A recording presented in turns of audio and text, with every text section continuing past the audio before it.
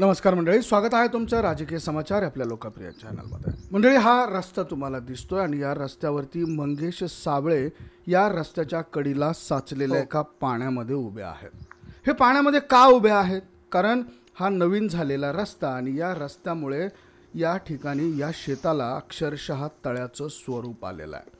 का हे तळ्याचं स्वरूप आलंय किंवा का हा प्रॉब्लेम झालाय, शेतकऱ्याचं पीक कसं खराब झालंय, ऐकूयात मंगेश साबळे यांच्याकडनं। नमस्कार मित्रहो, मी मंगेश साबळे बोलतो। मित्रहो, आपल्याला असं वाटत असेल बघून की मी एखाद्या तळ्यामध्ये उभा आहे किंवा एखाद्या पाझर तलावामध्ये उभा आहे, पण मित्रहो, एक शेतकऱ्याची जमीन आहे। राजूर ते पालफाटा फुलंब्री रोड पासून जो रस्ता गेलाय, या कॉन्ट्रॅक्टदारानं, अधिकाऱ्यानं अक्षरशः शेतकऱ्याच्या जमिनी पाण्याखाली घातल्या।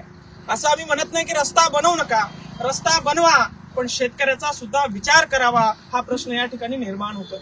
आपण बघू शकता की शेतकऱ्याचा पेरणीचा सीझन आहे, पेरणी शेतकऱ्यांची झालेली आहे, मात्र काही शेतकऱ्यांचं जमीन या ठिकाणी पाण्याखाली गेलेलं आहे। आणि अधिकाऱ्यांना फोन केला असता, अधिकाऱ्यांना जाब विचारला असता, या ठिकाणी एकही प्रश्नाचं उत्तर ते द्यायला तयार नाही। आमचं रोडचं काम होतं, आम्ही रोड पूर्ण केलेलं आहे, अशा भाषेमध्ये ते उत्तर द्यायला लागलेत। मायबापो, शेतकऱ्याने वावरात पेरलं तर त्याला पोटाला खायला भेटतं, नव्हे तर देशाला अन्न पुरवणारा शेतकरी आहे।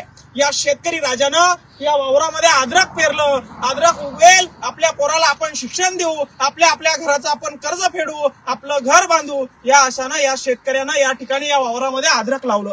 मात्र या ठिकाणी या प्रशासनानं, या तालुका प्रशासनानं, जिल्हा प्रशासनानं, या रस्त्याच्या प्रशासनानं या माणसाच्या पूर्ण शेतामध्ये आज अक्षरशः पाणी तुंबवलेलं आहे। आणि खरं तर मी BNCच्या किंवा या रोडच्या अधिकाऱ्यांना बोलणार नाही, हे काम तहसीलदार साहेबांचं आहे। रोडचं डिपार्टमेंट जरी वेगळं असलं तरी शेतकऱ्याचं डिपार्टमेंट हे तहसीलदार साहेबांचं आहे। तहसीलदार साहेबांचं लक्ष तालुक्यातील शेतकऱ्यांकडे असायला हवं, शेतकऱ्यांचं किती नुकसान होतंय त्यांना माहित असायला हवं। आणि म्हणून आम्ही या ठिकाणी तहसीलदार साहेबांना अल्टिमेटम देते, वारंवार निवेदन देऊन देखील त्यांनी याच्याकडे दुर्लक्ष केलेले आहे। शेतकऱ्याच्या बाजूने उभा राहायला कोणी तयार नाही, शेतकऱ्याची बाजू घ्यायला कोणी तयार नाही, आणि म्हणून वारंवार शेतकऱ्यावर अन्याय होतो। आणि म्हणून तहसीलदार साहेबांना विनंती वजा चेतावणी आहे, पुढच्या 48 तासामध्ये या रोडच्या कामामुळे या शेतकऱ्याची जमीन, अद्रकीची जमीन पाण्याखाली गेलेली आहे। पुढच्या 48 तासामध्ये झालेल्या नुकसानीचा चेक यांना देण्यात यावा, अन्यथा आणि या पाण्याची व्यवस्था करण्यात यावी। इथून काहीतरी नळ्या वगैरे टाकावं लागतात, कॉन्ट्रॅक्टरने पैसे वाचवण्यासाठी पूल खाऊन टाकलेला आहे। तात्काळ याचा पाण्याचा मार्ग मोकळा करावा व तात्काळ शेतकऱ्याला नुकसान भरपाई 48 तासामध्ये जर का चेक मिळाला नाही तर या फुलंब्री तहसील कार्यालयासमोर तीव्र आंदोलन या ठिकाणी करण्यात येईल, याची दक्षता त्यांनी घ्यावी।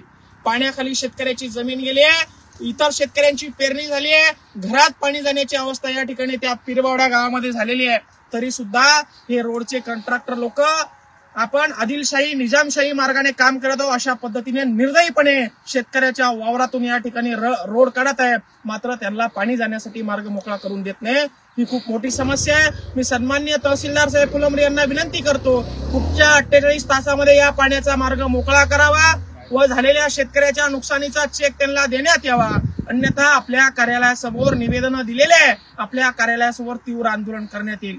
जय जवान, जय किसान। तर मंडळी, हे होते मंगेश साबळे।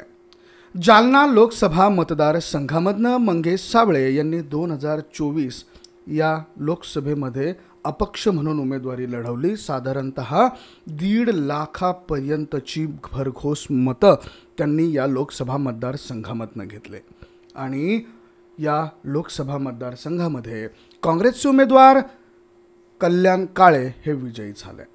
आता ही तर झाली निवडणुकीची गोष्ट, परंतु ज्या 1.5 लाख लोकांनी मला मतदान केलंय, ज्या 1.5 लाख लोकांचा माझ्यावरती विश्वास आहे, ज्या 1.5 लाख लोकांपर्यंत मला पोहोचायचं आहे, त्यांची कामं मला करायची आहेत, त्यांच्यासाठी मला माझ्या आयुष्यामध्ये झिजायचं आहे, काम करायचं आहे, या भावनेने मंगेश साबळे हे आता रस्त्यावर उतरले। रस्त्यावरच नाही तर ते शेताच्या कडेला साचलेल्या या पाण्यामध्ये देखील उतरलेत। गुडघ्यापर्यंत साचलेलं पाणी आहे मंडळी। हे पाणी कुठं तळ्यात नाही आहे, कुठे एखाद्या नदीत नाही आहे, शिवारात आहे, शेत शिवारात आहे। आणि या शेत शिवारात अद्रकाची शेती होती। या अद्रकाच्या शेतीला पूर्णतः पाण्याने वेढलंय, याला तळ्याचं स्वरूप आलंय. बरं, हे तळ्याचं स्वरूप का आलंय? कारण हा जो रस्ता तयार झालाय, या रस्ता तयार झाल्यानंतर या ठिकाणी जो पाऊस पडतोय आणि त्या पावसामुळे जे पाणी साचतंय ते पाणी शेतकऱ्यांच्या शेतामध्ये गुडघ्याच्या पेक्षा जास्त वरती साचलंय. अद्रकाची शेती पूर्ण धुवून गेली आहे. या शेतीमध्ये तळ्याचं स्वरूप आलंय. बरं, या गोष्टीला कोण जबाबदार आहेत? तर निश्चितच या गोष्टीला प्रशासन जबाबदार आहे, कॉन्ट्रॅक्टर जबाबदार आहे. ज्या कॉन्ट्रॅक्टरनी ह्या रस्त्याचं काम घेतलं तो कॉन्ट्रॅक्टर जबाबदार आहे.